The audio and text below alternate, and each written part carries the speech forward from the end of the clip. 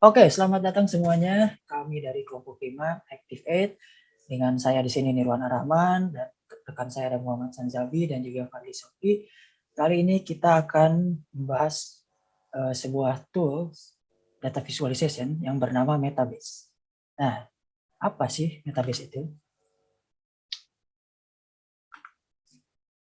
Tapi sebelum ke situ kita coba mengartikan apa itu data visualisasi. Jadi ibaratnya kita punya sebuah data, raw data gitu ya. Ada data tabular, ada kolom, ada baris data. Nah, kalau orang melihat data ini kita tidak bisa mengambil kesimpulan atau insight yang ada di dalam data tersebut. Tapi jika kita melakukan yang namanya data visualisasi, kita dapat melihat insight yang terkandung di dalam dataset. Misalnya seperti ada line chart di sini kan. Nah, berarti ada insight yang bisa didapatkan dari line chart yang ada di graph masing-masing graph. Nah, lalu mari kita berkenalan dengan Metabase. Jadi Metabase ini semacam data visualisasi yang banyak digunakan oleh company-company seperti Dribbble, AngelList, terus lalu ada Herb dan juga Gojek. Mungkin di antara semua ini yang kita ketahui hanya Gojek ya, sebuah perusahaan besar di Indonesia yang menggunakan Metabase sebagai data visualization di tim data mereka. Nah, ini kalau kita lihat nih, ini adalah dashboard home view dari Metabase. Di sini kita bisa banyak explore lebih lanjut. Nah, ini kalau misalnya kita lihat lagi ada sidebar-nya, ini ada analytics dan juga data-data yang bisa kita lakukan analisa. Nah, jadi fiturnya itu apa aja sih? Pertama, fiturnya ini kita bisa sinkron dengan SQL. Nah, jadi kalau misalnya kita mau melakukan query di SQL, kita bisa langsung di Metabase. Lalu ada juga yang misalnya, nah ini contoh query-nya ya, jadi bisa langsung dieksekusi saja query-nya di Metabase. Nanti Metabase-nya akan menghasilkan output-nya. Dan juga ini sangat mudah ya, kalau misalnya tinggal drop, drag, nanti semuanya ini kita bisa langsung edit-edit sesuka kita. Dan ini kalau mau di custom chart-nya bisa juga. Jadi kita tinggal melakukan semacam customize sesuai selera kita. Dan kita bisa membuat dashboard sesuai yang kita mau. Oke, untuk berikutnya akan dijelaskan oleh rekan saya, itu Muhammad Sansabi. Oke, untuk yang kedua adalah bagaimana sih melakukan proses visualisasi menggunakan Metabase. Yang pertama, step pertama yaitu membuat JSON filenya pada Google Platform, karena pada artikel kali ini kita menggunakan Google Platform sebagai aplikasi yang akan digunakan untuk menghubungkan data ke Metabase kita. Untuk cara-caranya telah dijabarkan kepada artikel. Next.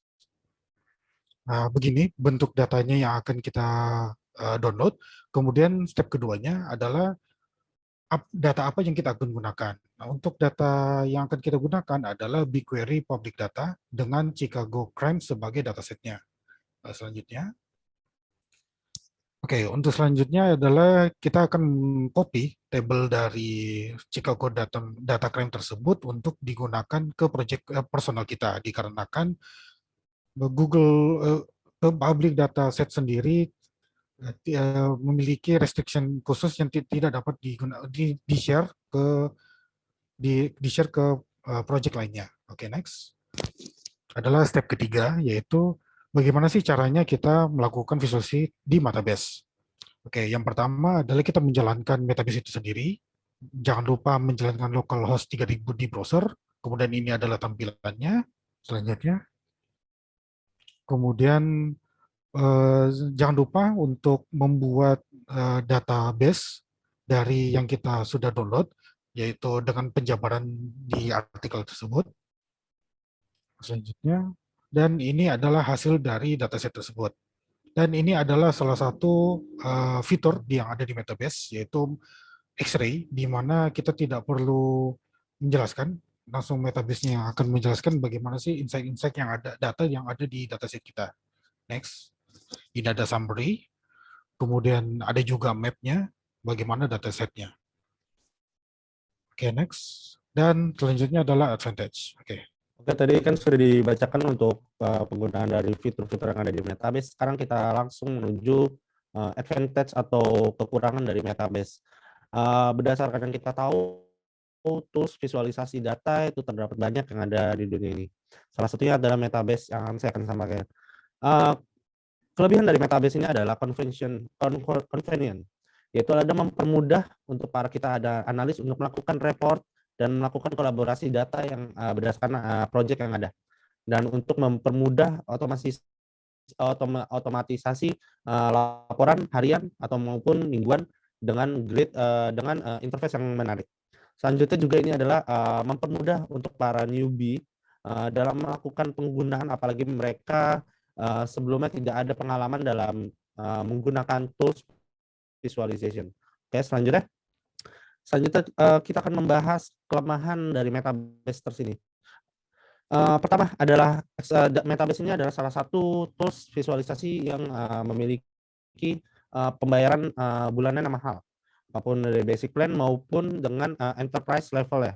Selanjutnya adalah masih memiliki banyak tes saat setiap analis untuk melakukan visualisasi grafik pada tools tersebut, dan memiliki interface yang cukup kurang menarik untuk kita sebagai analis, mungkin untuk analis pemula dalam melakukan pembuatan reporting pada tools tersebut. Oke, next. Jadi setelah kita membahas berbagai hal dari Metabase maupun dari kelebihan ataupun kekurangan dari segi fitur-fitur ya, dapat disimpulkan Metabase ini memiliki salah satu tools visualisasi yang gampang digunakan untuk para pemula dalam melakukan analisis data ataupun analisis bisnis, dan mempermudahkan kita melakukan berbagai hal dari fitur-fitur yang ada. Tetapi di sisi lain masih memiliki banyak kekurangan yang nampaknya harus banyak dikembangkan oleh Metabase tersebut. Oke, segitu aja presentasi dari saya dan Nirwan dan juga Sanzabi. Sekian dan terima kasih. Wassalamualaikum warahmatullahi wabarakatuh.